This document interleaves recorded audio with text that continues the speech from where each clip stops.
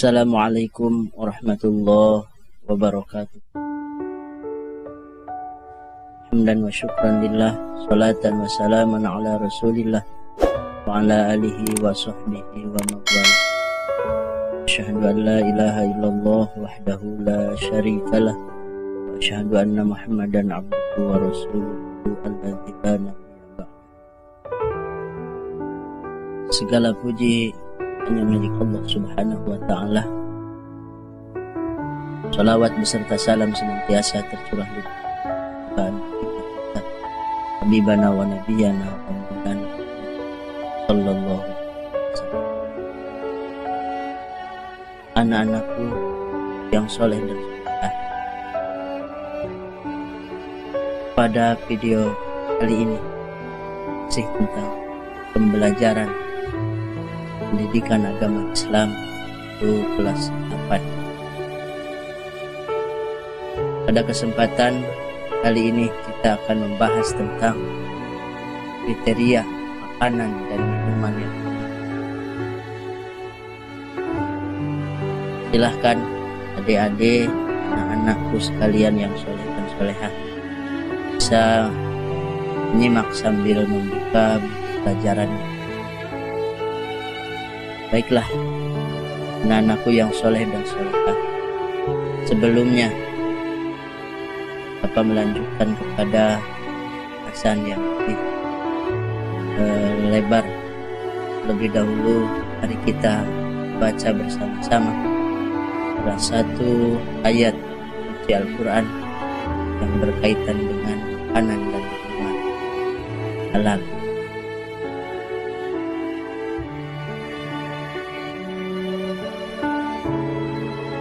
A'udzu billahi minasy syaithanir rajim.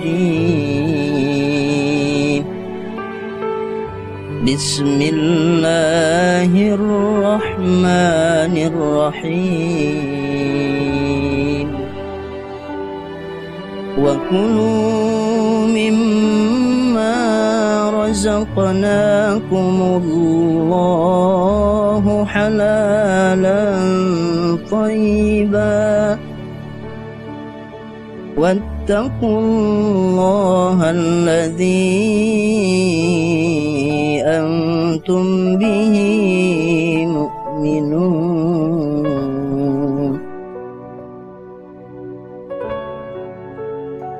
Artinya, dan makanlah oleh kalian semua yang telah Allah berikan kepadamu sebagai rezeki untukmu yang halal dan yang baik, dan bertakwalah kepada Allah yang kalian semua beriman kepadanya. Anak-anakku yang soleh dan solehah, ayat barusan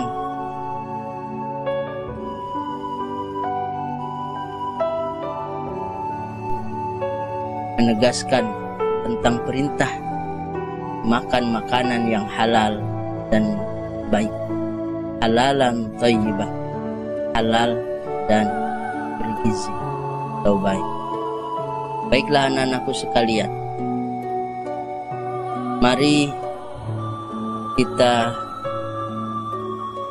lanjutkan pemahaman kita kepada makanan-makanan yang halal menurut jenisnya. Jadi makanan yang halal menurut jenisnya itu ada 3. Yang pertama menurut zatnya, kemudian yang kedua halal dengan cara memperolehnya, kemudian yang ketiga makanan atau minuman itu halal dengan atau disebabkan karena cara pengolah. Bapak ulangi, 1 menurut zatnya, kemudian yang kedua cara memperolehnya, dan yang ketiga cara pengolah. Menurut zatnya, makanan itu halal karena memang sudah ditegaskan kehalalannya oleh Allah Subhanahu wa ta'ala di dalam Al-Quran, ya, seperti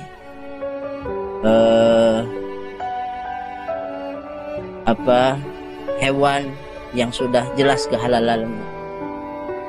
kemudian makanan-makanan yang lainnya seperti kambing, sapi, kemudian buah, kurma, nasi, dan makanan lagi yang lainnya yang memang sudah jelas halalnya. Maka makanan itu halal menurut zatnya. Kemudian yang kedua, makanan itu halal dengan cara memperolehnya. Dengan kata lain, makanan itu diperoleh dengan cara yang hak dan yang baik, bukan diperoleh dengan cara yang batil, atau dengan cara yang jahat, atau dengan cara yang tidak disahkan oleh syariat Islam. Kemudian yang ketiga, yaitu cara pengolahannya. Cara pengolahannya, karena ada makanan yang halal tetapi kemudian menjadi tidak halal. Karena apa? Karena cara pengolahan. Misalkan tadi dikatakan di awal bahwa sapi, kambing, maksudnya dagingnya itu adalah halal, tetapi itu bisa berubah menjadi haram ketika kambing atau sapi itu disembelih tidak sesuai dengan syariat. Tadi dikatakan kurma itu halal, tetapi ketika kurma itu kita peroleh dengan cara yang batil, dengan cara yang tidak benar, kurma orang lain kemudian kita colong dan kita makan umpamanya, maka itu tidak lagi halal. Makanya yang ketiga, makanan itu halal kalau benar cara memperoleh. Anak-anakku yang soleh dan soleha, kemudian makanan yang haram atau minuman yang haram itu, kalau tadi makanan yang halal jenisnya atau minuman yang halal itu ada 3 menurut zat, kemudian cara memperolehnya dan juga cara pengolahan. Kemudian yang kedua ini makanan yang haram.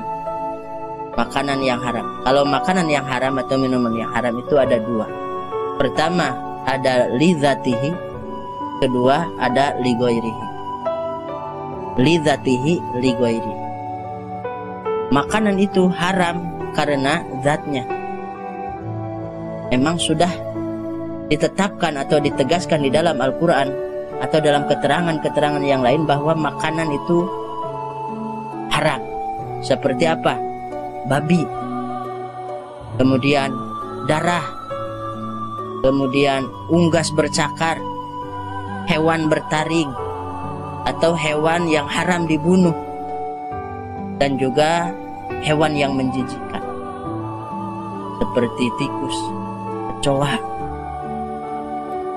ular atau dan yang lainnya. Walaupun bagi sebagian orang ular itu menjadi binatang peliharaan, ya, atau bagi sebagian orang tikus itu bisa juga menjadi binatang kesayangan atau bisa dijadikan komoditi. Tetapi untuk dimakan kita oleh kita sebagai manusia, terutama kita yang tahu halal dan haram, atau terutama umat Islam, maka itu haram lidzatihi, sudah jelas, karena bertaring lah, ya, kemudian mempunyai cakar dan lain sebagainya, dan tidak layak untuk dikonsumsi. Masih banyak yang lebih bagus, masih banyak yang lebih bergizi, masih banyak. Kemudian yang kedua, makanan haram itu karena lighairihi. Seperti contohnya bangkai. Jadi haramnya itu bukan karena zatnya, tetapi dengan alasan yang lain. Bangkai. Kalau tadi kambing kan halal. Kalau disembelih menurut zatnya halal. Kemudian cara mengolahnya, kalau disembelih dengan menyebut nama Allah maka halal.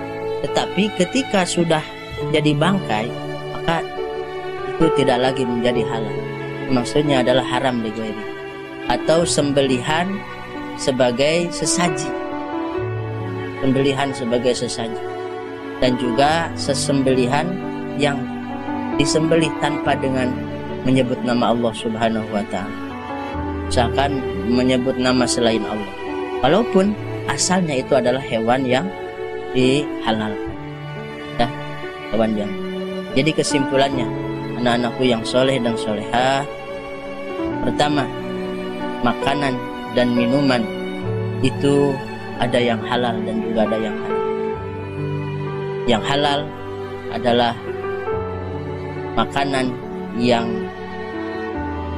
dari awal sudah halal menurut zatnya, kemudian cara memperolehnya, dan yang ketiga adalah mengolahnya tidak bertentangan. Kemudian yang kedua, makanan yang haram. Makanan yang haram itu karena zatnya dan juga karena selain daripada zat. Yang zatnya itu sudah jelas ditetapkan atau dijelaskan dalam Al-Quran, tetapi haram karena sebab yang lain, itu cara baik itu pengolahan atau cara memperolehnya tidak berdasarkan ajaran agama Islam. Anak-anakku yang soleh dan solehah, mungkin untuk kriteria makanan yang halal atau minuman yang halal cukup sampai di sini barangkali, dan nanti ada tugas bisa disimak langsung dan dikerjakan atau diselesaikan dan dilaporkan kepada guru agama. Assalamualaikum warahmatullahi wabarakatuh.